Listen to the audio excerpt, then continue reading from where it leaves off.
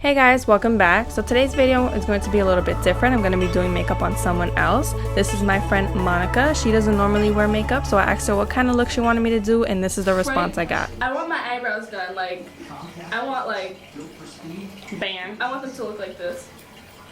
I want them to be popping. I want, you know how you see them, how they dark out here and then they have the little, I want that, yeah. I want them to be full, and then you want eyeliner. I want to be contoured. I want my face to be cut. I want to cut somebody when I walk out of your house today. I want to go like this and be like, ow. Okay, so to start off, I'm using the Urban Decay Quick Fix Priming Spray. This has coconut water. It's going to help hydrate the skin and prep the skin for foundation. Next, I'm using the Urban Decay Optical Illusion Primer. This is going to help smooth out the skin, fill in any pores, and it's really just going to create a nice even canvas for the foundation. I find that the best way to apply this is to kind of tap it into the skin and then smooth it out. That way it helps fill in the pores and then also helps smooth out the skin if you have any texture. Moving on to the eyes, I'm going to use the Urban Decay Primer Potion to prep the eyes. And I'm using my fingers to apply this, but definitely if you're doing makeup on a client, use a brush. I like to use my fingers because I feel like it melts the product in a lot better, but definitely make sure you wash your hands and ask the client if it's okay to use your fingers.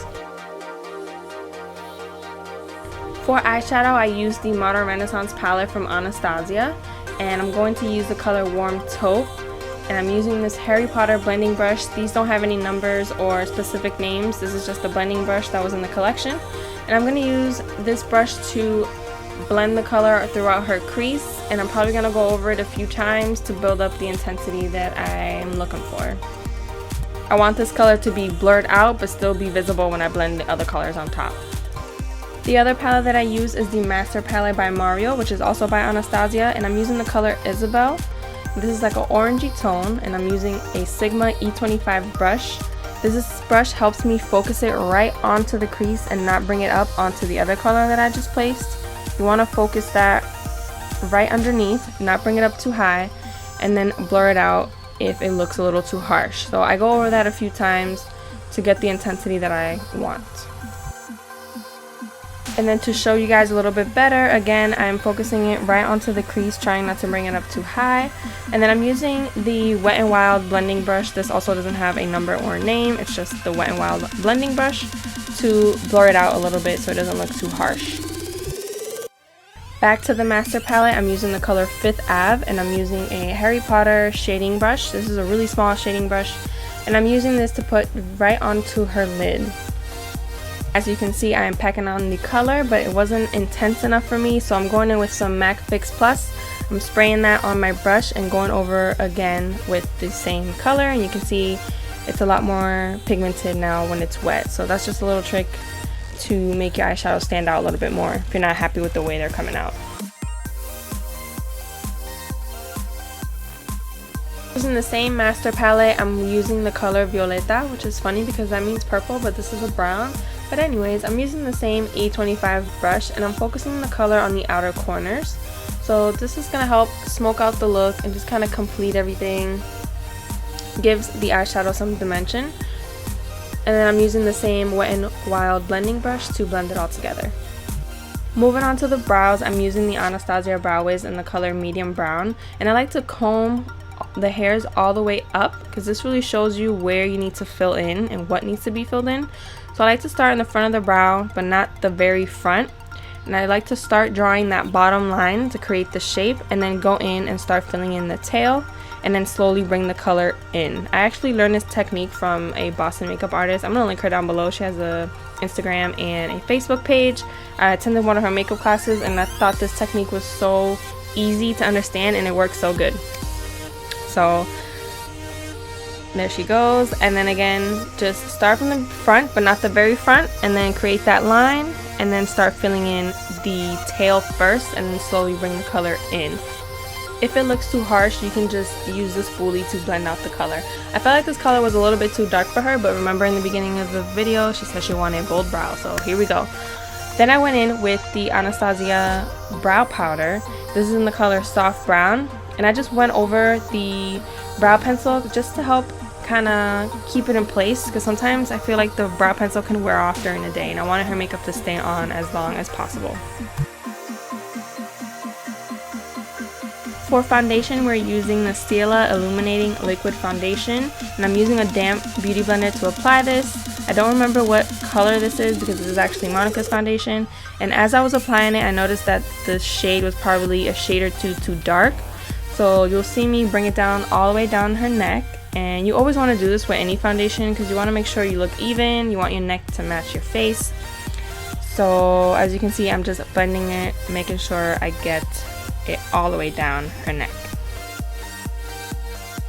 For concealer, I'm using the Urban Decay Naked Skin concealer. This is one of my favorites, and I'm using the color Light Neutral.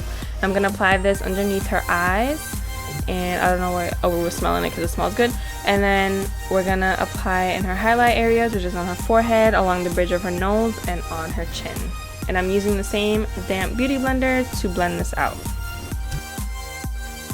Using a light concealer, a few shades lighter than your regular skin tone, will help brighten up those areas, and in this case it also helped kind of fix that foundation problem that it looked a little too dark. So now everything looked a little more even, and you can't really tell that the foundation was too dark.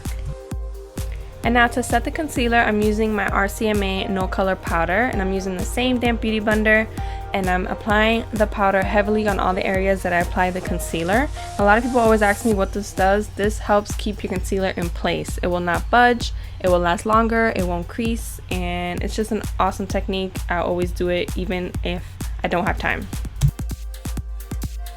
Next, I use this powder, which was also Monica's. This is the Clinique Stay Matte powder in the color Stay Golden. And I thought it was a little bit too dark, but I ended up just using a little bit to set the rest of her face.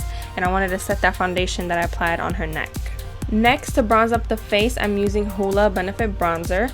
And I'm also using a BH Cosmetics 125 brush. And I'm applying this contour or the bronzer pretty heavily and a little harsh along her cheekbones. Then I'm bringing it up all around her forehead, and then I'm also going to bring it along the bottom jawline. That's really going to help define the jawline, and it's really going to make her look contoured like the way she said she wanted in the beginning of the video. So as you can see, I'm applying it a little harsh. You can kind of see the line of where I'm applying the bronzer. I'm going to go over this with a Wet n Wild powder brush. As you can see, I'm just blending it out and making it look a little more diffused so it doesn't look as harsh. You don't want to see any lines when you apply your contour. And then with the same powder brush, I'm just going to go ahead and dust off all that powder that I left baking on her face. Going back to the eyes, I'm going to use eyeliner. This is the Maybelline Eye Studio Gel Eyeliner. Gel eyeliner is my favorite way to apply a wing. And I'm using a Sigma EO6 winged liner brush, and I'm creating a really thin wing. And I am tugging ever so slightly on the outer corners of her eyes just so I can get a nice crisp straight line when I'm creating the wing. But you want to be really gentle when you're working around the eye. If you need to tug, you need to do it really softly. And of course, I was blocking off the whole thing, couldn't even show a close-up. So then I asked her if she could do her mascara, and we're using L'Oreal Voluminous Butterfly mascara. And the only reason why I asked her to do it was because I was afraid to poke her in the eye with the wand or something. But she ended up applying mascara all over the place, and I didn't want her to mess up her foundation. She was just about to rub it against there when I told her no. So a trick to this is to use a spoolie and just kind of rub it off really slowly, and it'll just come off and it won't mess up the foundation. Next, I'm moving on to falsies. I'm using these Ardell Natural Demi Wispies, and I'm using the Kiss Lash Adhesive, which I've talked about before. It's my favorite lash glue, lasts all day, it's the best. And I'm using the MAC lash applicators to apply this. And I tried to go for something natural because Monica did mention that she's never worn lashes before, so I didn't want to go with anything too heavy. And these just came out really pretty, and she was loving them. And I wanted to skip doing any lower lash eyeshadow, so I just ended up applying some mascara to her bottom lashes, and this time I did it myself to avoid any more mistakes. But I hate doing this because I feel like I'm going to poke the person in the eye or something. Now that we're done with the eyes, I'm moving back to the face, and I'm using this MAC blush palette in the color Melba. And I'm using this Real Techniques blush brush to apply it. So for highlight, I used this Jeffree Star Skin Frost in the color Ice Cold, and this also belonged to Monica. She was so excited to use it. And I'm using a Morphe M310 fan brush to apply it, but I didn't really like how the pigmentation was coming. It didn't look bright enough for me, so I went in with MAC Fix Plus again.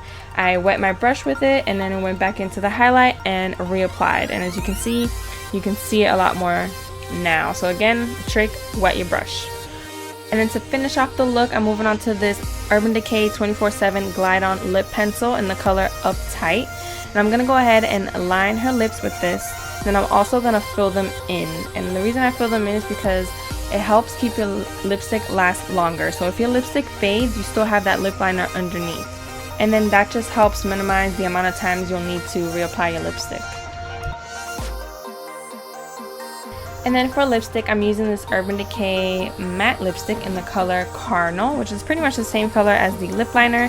And I'm using the Harry Potter shader brush to apply this. So I hope you guys enjoyed this video. Let me know in the comments below. Like this video if you want to see more. Subscribe if you haven't already. And I will see you guys in my next one. Bye guys.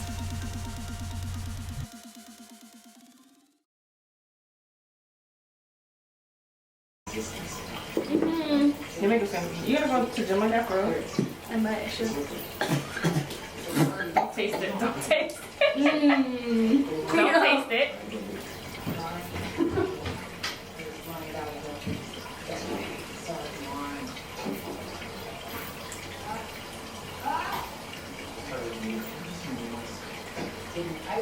You know what? I'm just gonna.